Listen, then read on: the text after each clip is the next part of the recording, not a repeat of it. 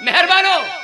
रांझे को पता लग चुका था बुल्ली के द्वारा कि कल तेरी हीरे हटखेड़ा के अखंड बादशाह के साथ निकाह करके चली जाएगी और रोज की तरह रात्रि में दूध लेकर पहुंच रही है हीरे